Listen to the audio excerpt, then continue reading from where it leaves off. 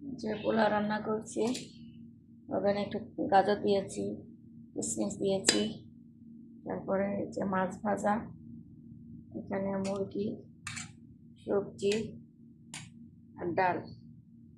ডাল অল্প আগে ছিল।